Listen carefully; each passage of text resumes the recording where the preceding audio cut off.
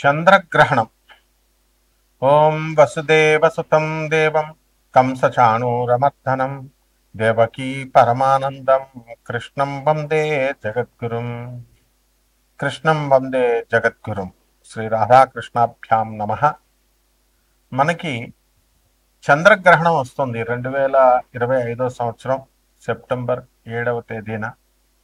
అయితే ఈ 2025 సంవత్సరం స్టార్టింగ్ నుంచి కనుక మనం చూసినట్లయితే ఇప్పటికి ఒక చంద్రగ్రహణము ఒక సూర్యగ్రహణం జరిగింది. ఇప్పుడు ఈ సంవత్సరంలో వచ్చేటటువంటి రెండో గ్రహణము ఈ యొక్క చంద్రగ్రహణం అన్నమాట. అయితే ఇది ఇంతవరకు కూడా వచ్చినటువంటి చంద్రగ్రహణం కానీ సూర్యగ్రహణం కానీ ఈ రెండు కూడా భారతదేశంలో కనిపించలేదు. మరి ఇప్పుడు ఈ సంవత్సరంలో ఈ నెలలో సెప్టెంబర్ 7వ తేదీన వచ్చేటటువంటి చంద్రగ్రహణంలో మనకి ఇది భారతదేశంలో కనబడుతుంది. ఇది ఫస్ట్ పాయింట్. అందువలన భారతదేశంలో కనబడుతున్నప్పుడు మనం కొన్ని నియమాలు పెట్టుకున్నాం. మనం సూతకాన్ని పాటించాల్సినటువంటి అవసరం ఉంది. ఎప్పుడైనా సరే మనం చంద్రగ్రహణం వచ్చినప్పుడు దానికి 9 గంటల ముందు నుంచి కూడా సూతకము అనేటటువంటి ప్రారంభం అవుతుంది. అంటే సూతకాలంటే మనం చూడండి, ఒక పిల్లలు పుట్టినప్పుడు కానీ లేదా మరణించినప్పుడు కానీ ఇళ్లలో బంధువులు మనం మైల అంటాం, సూతకం వచ్చింది అంటాం. అలాగా ఈ యొక్క చంద్రగ్రహణం వచ్చినప్పుడు దేవతా విగ్రహాలకి, తర్వాత సూర్యుడికి, చంద్రుడికి, భూమి ఇవన్నీ కూడా మనకి సూతకం పట్టింది అని చెప్పి దేవతా విగ్రహాలు, దేవాలయాలన్నీ మూసేసి ఒక పాము వచ్చి చంద్రుడిని మింగింది, లేకపోతే ఒక పాము వచ్చి సూర్యుడిని మింగింది. ఇలాగా మనం గ్రహణాలంటే చెప్తూ ఉంటాం కదా. సూర్యగ్రహణం అయితే సూర్యుడిని మింగినట్టు, చంద్రగ్రహణం అయితే చంద్రుడిని మింగినట్టుగా చెప్పేవారు. అప్పుడు సూతకం, ఇది దోషం అనేవారు. మోడర్న్ సైన్స్ ప్రకారము మనము ఈ యొక్క సూర్యుడు, భూమి, చంద్రుడు మూడు కూడా ఒకే సరళ రేఖలో వచ్చినప్పుడు మనకి సూర్యుని యొక్క కిరణాలు చంద్రుడి మీద పడకుండా ఈ భూమి అడ్డుకుంటుంది అనమాట.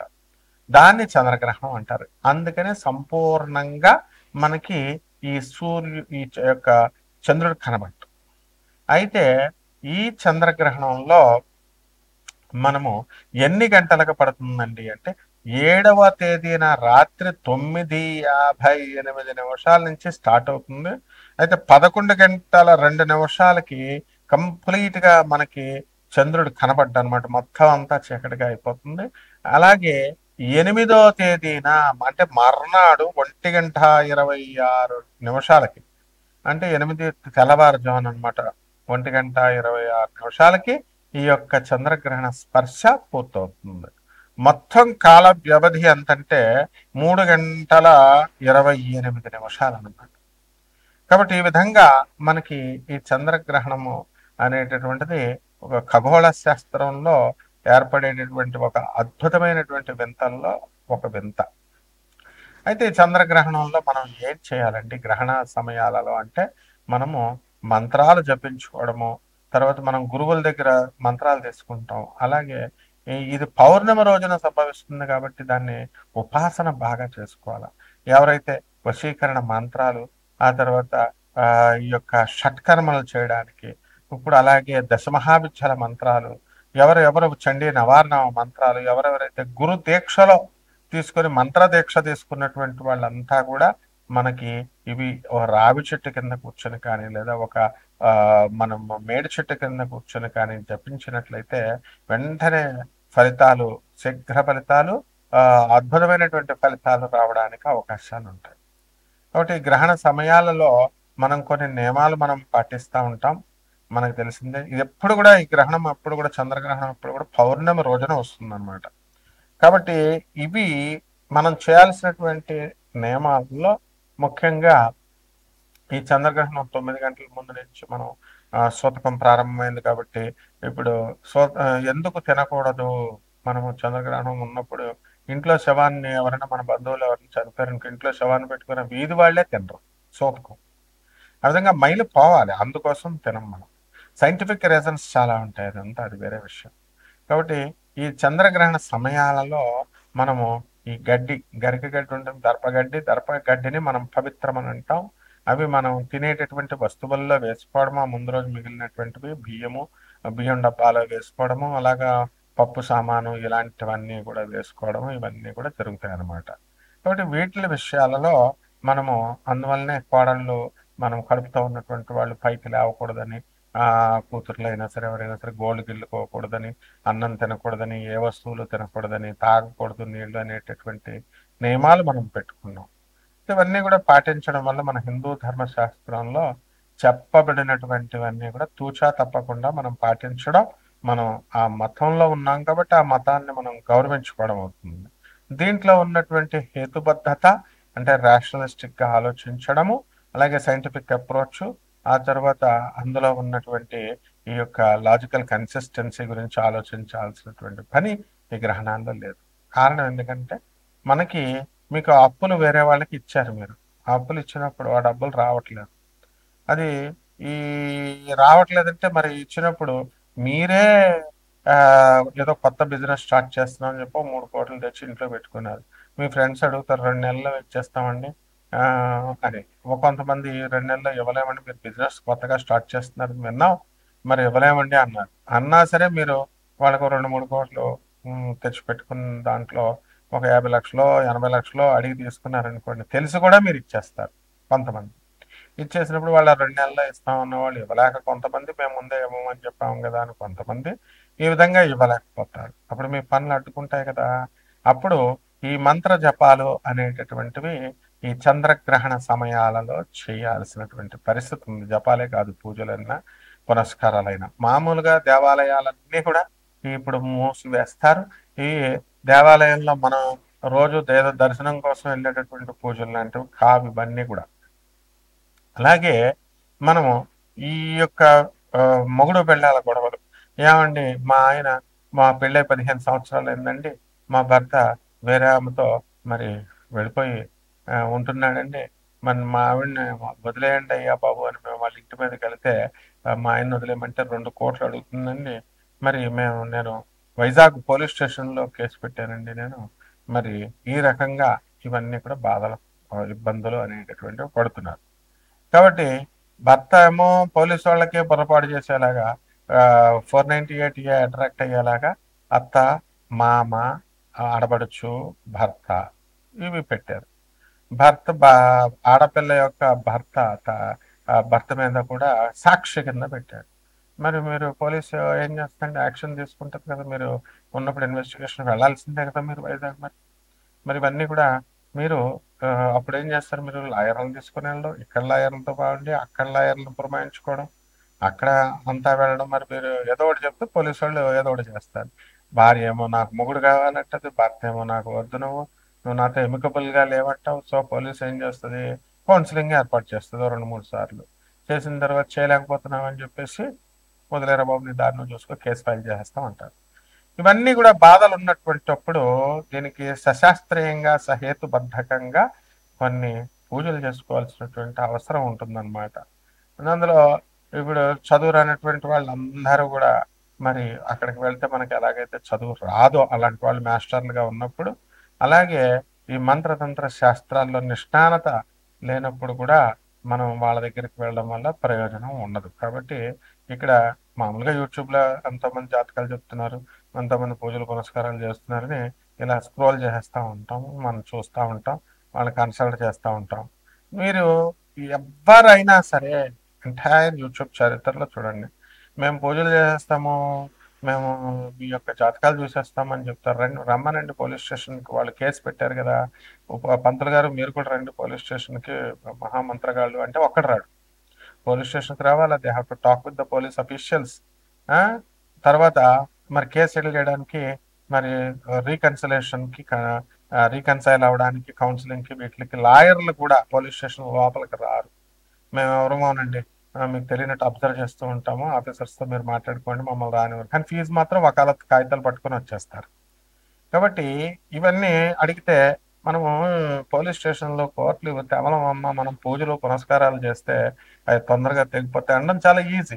అలాగే యూజ్లెస్ జనం కూడా ఏంటంటే ఆ లాయర్ అన్నతో మేము పూజ చేయించుకున్నామండి, జాతకాలు చెప్పించుకున్నామండి, కలవద కలి వీళ్ళిద్దరూ విడిపోవరని చెప్పారండి, పూజలు చేయించమండి, ఇదేంటంటే పోలీస్ స్టేషన్ గొడవలు వస్తున్నాయంటే చదువురాని వాళ్ళు చేయించుకొని నువ్వు తిరిగేదేమో మనతో, శాస్త్రం తెలిసిన వాళ్ళతో, on behalf of government of India, on behalf of government of AP, లేకపోతే ఆల్ ద గవర్నమెంట్స్ తరఫున మా గురువులంతా కూడా చిన్ననాటి నుంచి కళాపోషణకి వివిధ అష్టాదశ శక్తి పీఠాలకి, ద్వాదశ జ్యోతిర్లింగాలకి వెళ్తే వస్తే అందులో మనం వెళ్ళి కళాపోషణ ఇతర పూజలు మనం చేసి వచ్చేవాళ్ళం. అఫీషియల్గా మామూలు వాళ్ళు మామూలుగా వెళ్తారు, ఆన్ గవర్నమెంట్ డ్యూటీ వెళ్ళి వచ్చినప్పుడు దేవస్థానాలకు మనం చూసి వచ్చినప్పుడు మా గురువులను కానీ మమ్మల్ని కానీ సంప్రదించరు. మామూలు వాళ్ళని సంప్రదిస్తే మనం ఏం చేస్తాం చెప్పండి, ప్రాబ్లం సాల్వ్ కాదు కదా.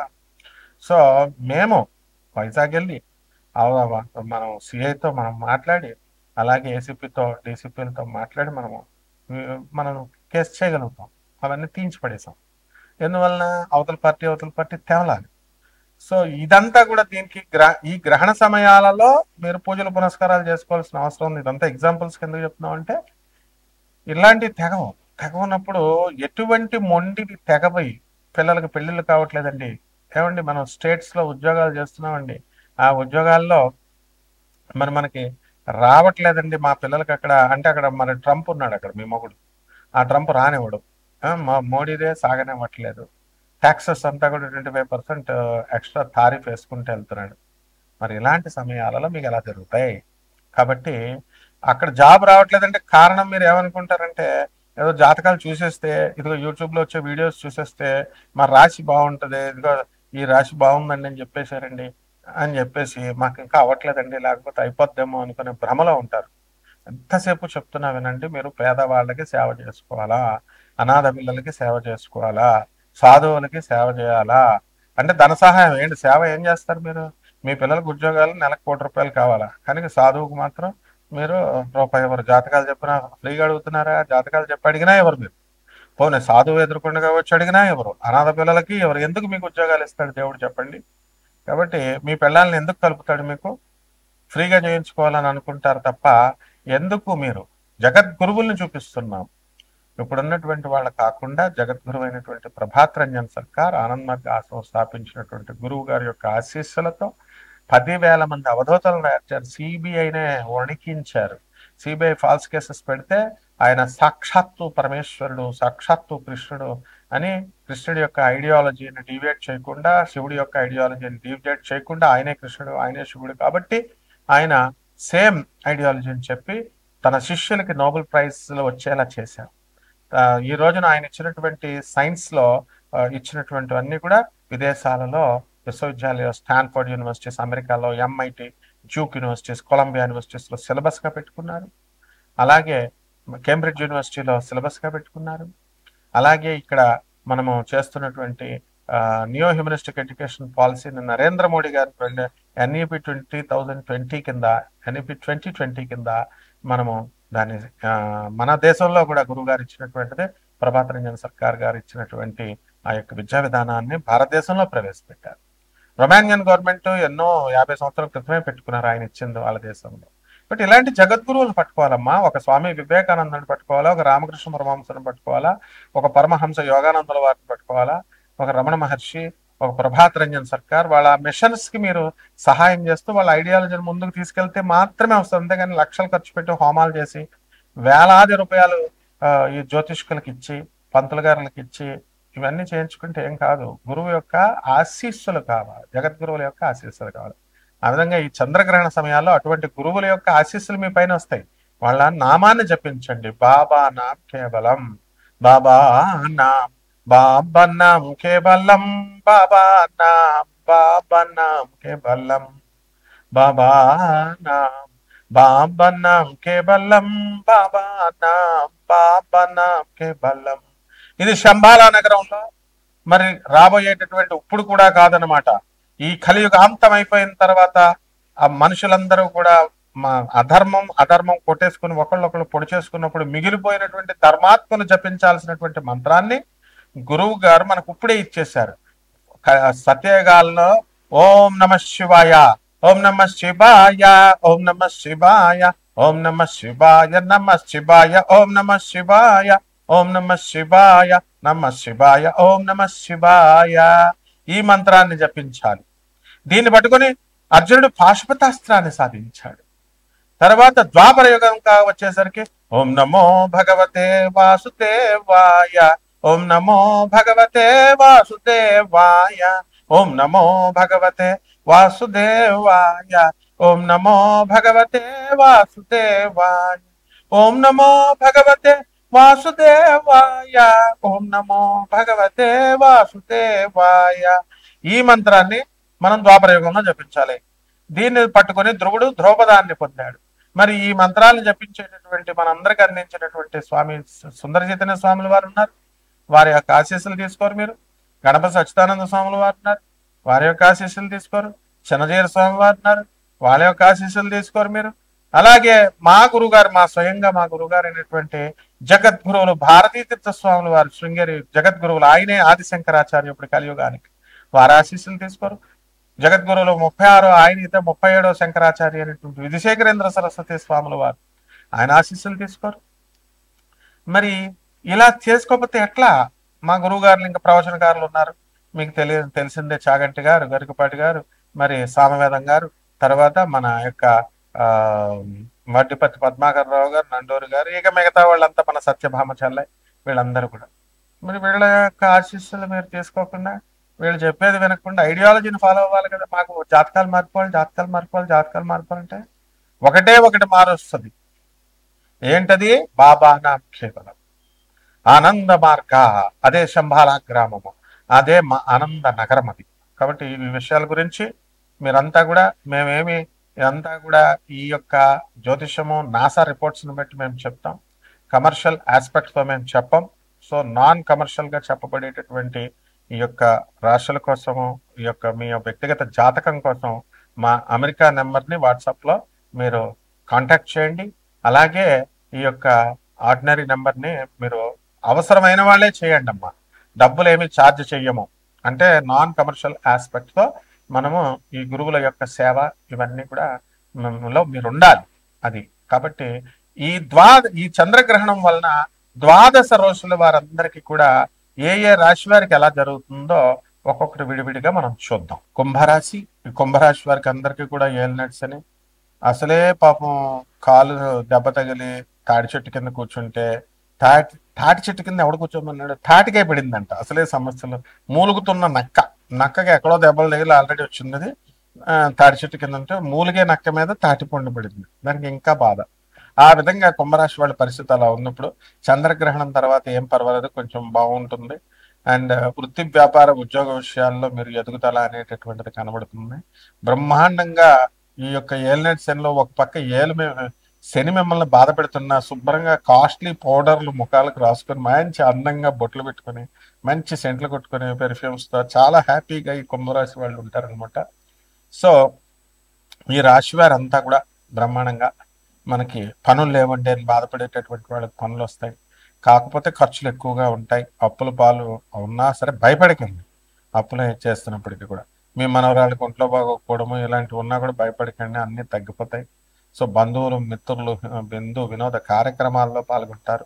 వృత్తి వ్యాపారాల్లో ఎదుగుదల కనబడుతుంది. ఇల్లులు కడతారు, స్థలాలు కొంటారు. బిల్డర్లుగా మీరంతా కూడా రాణించినటువంటి వాళ్ళంతా కూడా దాన ధర్మాలు చేయండి బాగా. మీకు డబ్బు రావాలంటే డబ్బు ఇవ్వాలి, తీయాలి. డబ్బులు తీస్తేనే వస్తాయన్నమాట. ఎవరికి తీయాలి? పేదలకి, అనాథలకి, ఆర్ఫన్స్కి, సాధువులకి, వీళ్ళందరికీ కూడా.